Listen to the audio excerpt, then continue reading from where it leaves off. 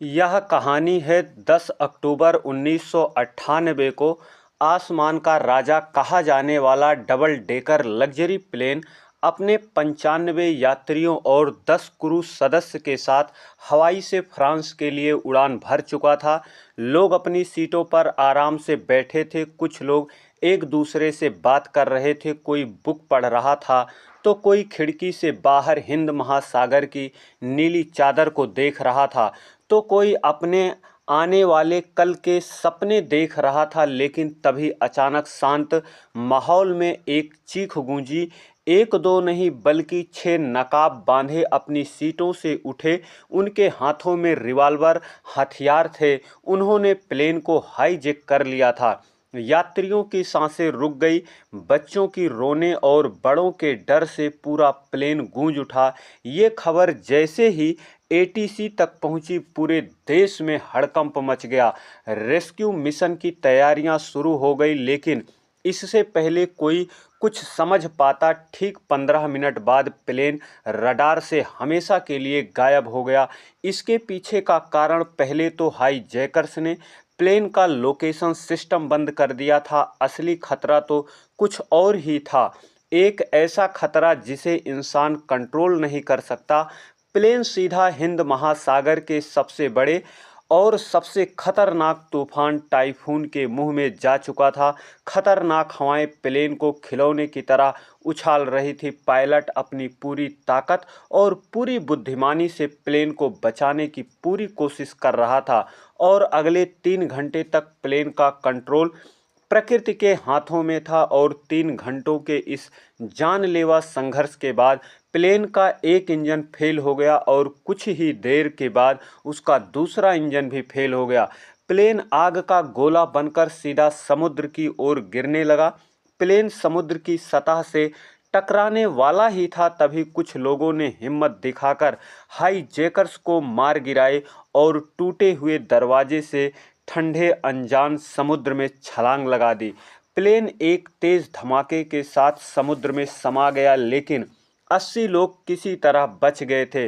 उनके चारों तरफ सिर्फ हिंद महासागर की डरावनी लहरें थी। किस्मत से जहां प्लेन क्रैश हुआ था उससे 200 मीटर की दूरी पर एक चट्टान समुद्र से बाहर निकली हुई थी। सबने अपनी बची खुची ताकत लगाकर उस चट्टान पर पनाह ली। भीगे हुए, कांपते हुए, डरे हुए वे सभी 80 लोग उस छोटी सी चट्टान पर एक दूसरे से लिपटे हुए थे। उनके पास ना तो कोई फोन था, ना कोई उम्मीद। प्लेन का मलबा भी समुद्र के गहरे पानी में डूब चुका था। तभी एक यात्री को याद आया कि उसकी बैग में एक दूरबीन थी जो किसी तरह उसकी बैग में बच गई थी। उसने कांपते हाथों से दूरबीन उठाई, चारों तरफ देखने लगा और तभी उसे एक उम्मीद की किरण दिखी। लगभग 1 किलोमीटर दूर धुंध में लिपटा एक छोटा सा द्वीप। वो चिल्लाया, स्कॉटलैंड, वहाँ स्कॉटलैंड है। जो लोग तैरना जानते थे उन्होंने एक पल भी नहीं गवाया। उन्होंने मौत के इस सागर में फिर से छलांग लगा दी। नीचे खतरनाक शार्क थी, ऊपर ऊंची ऊंची लहरें, लेकिन जीने की इच्छा इन सबसे बड़ी थी। घंटों के मशक्कत के बाद सिर्फ 20 से 25 लोग ही उस द्वीप के रेतीले किनारे तक पहुंच पाए। पूरी तरह थके हुए लोग जिंदा द्वीप पर पहुंचे। लोगों ने एक पल भी आराम नहीं किया। उन्हें पता था कि चट्टान पर फंसे लोगों को यहाँ लाना होगा, वरना वो लहरों और भूख प्यास से मर जाएंगे। उन्होंने द्वीप पर सूखी लकड़ियों और बेलों को इकट्ठा किया। किसी तरह एक काम चलाऊं बेड़ा बनाया। उस टूटे फूटे बेड़े को लेकर के दोबारा उस जानलेवा महासागर में उतर गए। एक एक करके कई चक्कर लगाकर उन्होंने चट्टान पर फंसे हर इंसान को द्वीप पर पहुंचाया। जब सभी 80 लोग उस अनजान जगह इकट्ठा हुए, तब जाकर उन्हें अपनी असली हालत का एहसास हुआ। ये कोई जन्नत नहीं थी, ये एक सुनसान वीरान द्वीप था। कुछ नारियल के पेड़, थोड़ा बहुत जंगली झाड़ियां और चारों तरफ सिर्फ रेत। न खाने का कोई इंतजाम, न पीने का कोई स्रोत। निराशा के बादल उन पर छा गए। कुछ लोग घुटने के बल बैठकर रोने लगे, कुछ अपने परिवार को याद कर चिल्लाने लगे, तो कुछ अपना सिर पकड़कर बैठ गए। ये यकीन ही नहीं कर पा रहे थे कि वो वाकई जिंदा है या नहीं। ये कोई भयानक सपना है। इसी हताशा के बीच एक स्कूल टीचर आर्थ आगे आए। उन्होंने अपनी बुलंद आवाज में कहा, दोस्तों, अगर हम घबरा गए तो हम सब मारे जाएंगे। हमें जीना है, एक दूसरे के लिए जीना है। उनकी आवाज में भरोसा था, जिसने टूटे हुए लोगों में एक नई उम्मीद जगाई। सभी लोग संगठित हुए, घायलों की देखभाल शुरू की गई। अब सबसे मुश्किल काम था भूख और प्यास। एक नौजवान हिम्मत करके एक ऊंचे नारियल के पेड़ पर चढ़ गया और वहां से कुछ नारियल तोड़कर लाया। वो नारियल उन 80 लोगों के लिए कुछ भी नहीं थे, लेकिन वो सिर्फ नारियल नहीं थे, वो उम्मीद की पहली खुराक थे। लोगों ने बारिश की पानी को चट्टानों के गड्ढों में इकट्ठा करना शुरू किया और उसे पीना शुरू किया। मिस्टर आर्थ ने सब कुछ छोटी छोटी टीमों में बांट दिया। एक टीम को खाने की चीज़ें और फल खोजने का काम मिला, तो दूसरी टीम को सेंटर बनाने का। सबसे मुश्किल काम था मछली पकड़ने का। कुछ नौजवान ने पेड़ों की नुकीली डाल से भाले बनाए और घंटों महासागर के किनारे खड़े रहकर मछली पकड़ने की कोशिश करने लगे।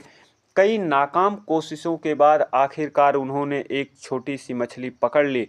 उस दिन जब उस मछली को आग पर पकाया गया तो उसकी खुशबू किसी दावत से कम नहीं थी। सभी ने उसका एक एक टुकड़ा खाया। वो सिर्फ एक मछली का टुकड़ा नहीं था, वो उनकी पहली जीत थी।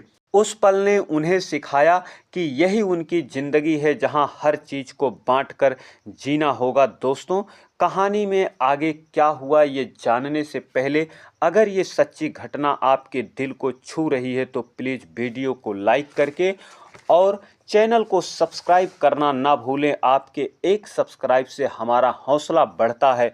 और हाइप के बटन को भी ज़रूर दबाइएगा। दिन हफ्तों में, हफ्ते महीनों में बदलने लगे।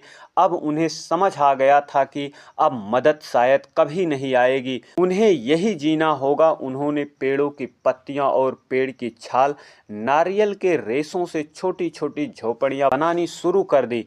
पहली बारिश में ही उनकी सारी मेहनत खराब हो गई। झोपड़ियां टपकने लगी, फिर भी उन्होंने हार नहीं मानी और ज़्यादा मजबूती से सेंटर बनाए। ज़रूरत ने उन्हें वह सब कुछ सिखा दिया जो उन्होंने कभी सोचा भी नहीं था। कुछ लोगों ने मछली को आग दिखाकर सुखाना सीख लिया था ताकि उसे लंबे समय तक बचाया जा सके। एक महिला जो नर्स थी, उसने जंगली पत्तों से छोटे मोटे चोटें और बीमारियों का इलाज करना सीख लिया। उन्होंने फैसला किया कि अगर यहाँ जीना है तो भविष्य के लिए सोचना पड़ेगा। उन्होंने नारियल को द्वीप के चारों तरफ बोना शुरू किया, जंगली पौधों को लगाना शुरू किया। उन्होंने महासागर के किनारे नारियल को गिराकर एक बहुत बड़ा हेल्प लिखा, इस उम्मीद में शायद कोई जहाज इसे देख ले। एक दिन दूर आसमान में एक जहाज दिखाई दिया। सब लोग पागलों की तरह चिल्लाए, आग जलाकर धुआं किया, लेकिन जहाज ने उन्हें नहीं देखा और वहां से गुजर गया। उस दिन कई लोगों की उम्मीद पूरी तरह टूट गई। शुरुआती 3-4 महीने बहुत कठिन थे। अनजान द्वीप का माहौल, खाने पीने की कमी और साफ पानी न होने की वजह से बीमारियां फैलने लगी। निराशा और अकेलेपन कई लोगों को मानसिक रूप से तोड़ दिया। एक एक करके 5 लोगों की मृत्यु हो गई। हर एक मौत उन सभी लोगों के लिए गहरा सदमा होती। वे अपने साथी को अपने हाथों से समुद्र की रेत में दफना देते और असहाय होकर रोते। अब वो 80 से 75 रह गए थे। महीनों सर्च के बाद भी उस प्लेन का कोई पता नहीं चला तो सरकार ने उन्हें मृत घोषित कर दिया। उनके परिवार के लिए शोक सभाएं हुई, न्यूज़पेपर में उनके नाम छापे गए। दुनिया के लिए वे 80 लोग अब हिंद महासागर की गहराइयों में एक दर्दनाक याद बनकर रह गए थे। उन्हें नहीं पता था कि उनमें से 75 लोग एक अनजान द्वीप पर रोज मौत से लड़ रहे थे, इस उम्मीद में कि कोई उन्हें बचाने आएगा, लेकिन दुनिया उन्हें भुला चुकी थी। ये उनके संघर्ष का सबसे कठिन अध्याय था, जब उन्हें लगा कि वे हमेशा के लिए यहीं फंस गए हैं। 2.5 साल बीत चुके थे, जिंदगी अब एक रास्ते पर आ गई थी। उन्होंने जीना सीख लिया था और फिर उस वीरान द्वीप पर एक चमत्कार हुआ। एक महिला ने एक स्वस्थ सुंदर बच्चे को जन्म दिया। उस बच्चे की पहली किलकारी ने पूरे द्वीप के माहौल को बदल दिया। जहां अब तक सिर्फ मौत की निराशा थी, वहां अब संगीत की आवाज गूंज रही थी। हर कोई उस नन्ही जान को देखने आया। उनकी आंखों में आंसू थे, लेकिन इस बार ये आंसू खुशी के थे। उस बच्ची ने सबको जीने की एक वजह दे दी। वो सिर्फ एक बच्ची नहीं थी, वो इस बात की सबूत थी कि सबसे कठिन समय में भी जिंदगी हार नहीं मानती। वो एक नई उम्मीद की मिसाल थी। लोगों ने उस दिन को एक त्योहार की तरह मनाया, क्योंकि 2 साल बाद मौत पर जिंदगी की जीत हुई थी। अब उन्हें सिर्फ अपने लिए नहीं, बल्कि अब इस नई पीढ़ी के लिए जीना था। इस द्वीप को बेहतर जगह बनाना था। देखते देखते 10 साल गुजर गए। द्वीप पर जिंदगी जीने का एक सिस्टम बन गया था। मिस्टर आर्थ ने बच्चों के लिए एक छोटा सा स्कूल खोल दिया था, जहां पर बच्चों को पढ़ना, लिखना और दुनिया के बारे में बताते थे। उस दुनिया के बारे में जिसे इन बच्चों ने कभी देखा ही नहीं था। सभी लोगों ने अपने अपने काम बांट लिए थे। कुछ लोग मछली पकड़ते, कुछ खेती करते, कुछ बच्चों की देखभाल करते। वे सभी अपने मनोबल को बनाए रखने के लिए प्लेन क्रैश की वर्षी को सर्वाइकल टेक के रूप में मनाना शुरू कर दिया। उस दिन वे गाना गाते, कहानियां सुनाते, उन साथियों को याद करते जो उनके साथ नहीं थे। इन 10 सालों में द्वीप पर 8 और बच्चों का जन्म हुआ, लेकिन इस दौरान बीमारियों और हादसों में 10 बड़े लोग अपनी जान गंवा चुके थे। अब कुल आबादी बच्चों को मिलाकर 74 थी।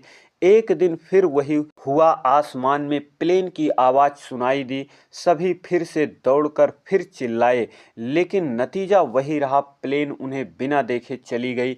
बार बार मिलती निराशा ने अब उन्हें तोड़ना बंद कर दिया था। उन्होंने अब इसे अपनी किस्मत मान लिया था। पूरे 16 साल बीत चुके थे। जो बच्चे द्वीप पर पैदा हुए थे, वे अब बड़े हो चुके थे।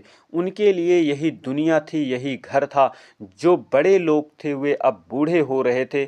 उनके चेहरों पर संघर्ष की लकीरें साफ दिखती थी। एक दिन सुबह एक ऐसी आवाज़ सुनाई दी जिन्होंने 16 साल में नहीं सुनी थे। एक बड़े से जहाज के हॉर्न की आवाज़। पहले तो उन्हें भरोसा ही नहीं हुआ। उन्हें लगा ये भी उनका कोई वहम है, लेकिन अब आवाज़ दोबारा आई तो सभी लोग पागलों की तरह समुद्र की ओर भागे। उन्होंने अपनी पूरी ताकत से चिल्लाए, हाथ हिलाए। उनकी आंखों में आखिरी उम्मीद की चमक थी, और इस बार चमत्कार हुआ। जहाज ने उन्हें देख लिया था। जहाज रुका और उनसे कुछ दूर लंगर डाल दिया। उस पल को शब्दों में कहा नहीं जा सकता। 74 लोग एक दूसरे को पकड़कर रो रहे थे, हंस रहे थे, चिल्ला रहे थे। 16 साल का इंतजार खत्म हो गया था। जब रेस्क्यू टीम नाव से द्वीप पर पहुंची तो उनकी आंखों में भी आंसू थे। वे उन लोगों को देख रहे थे जिन्हें पूरी दुनिया मरा हुआ मान चुकी थी। जब वे 74 लोग वापस शहर लौटे, दुनिया हैरान रह गई। वे अब पहले जैसे इंसान नहीं थे। शहर की चमकती लाइट, इमारतें, सब कुछ उन्हें अजीब सा लग रहा था। उनकी कहानी किसी को भी यकीन नहीं हो रही थी, जब तक कि एक सर्वाइवर की एक डायरी सामने आई। उस डायरी में 16 साल का हर एक दिन, हर एक संघर्ष, हर एक मौत और हर एक जन्म का हिसाब लिखा था। जब मीडिया ने दुनिया के सामने उस डायरी के पन्नों को रखा तो हर कोई रो पड़ा। ये इंसान के हौसले, हिम्मत और जीने की जिद की हिम्मत विश्वसनीय दास्तां थी। इस सच्ची घटना पर किताब भी लिखी गई। इसका नाम था the lost survivors of flight. 16 साल स्कॉटलैंड में ये कहानी आज भी हमें सिखाती है, उम्मीद की एक छोटी सी किरण में सबसे घने अंधेरे को चीर सकती है और इंसान का हौसला हर मुश्किल से बड़ा होता है। दोस्तों, आपको इन 74 सर्वाइवल की ये दिल दहला देने वाली कहानी कैसी लगी? क्या आप कल्पना कर सकते हैं कि 16 साल के अनजान द्वीप पर जीवन बिताना कैसा होगा? अपनी राय कमेंट में ज़रूर बताएं। बहुत बहुत धन्यवाद।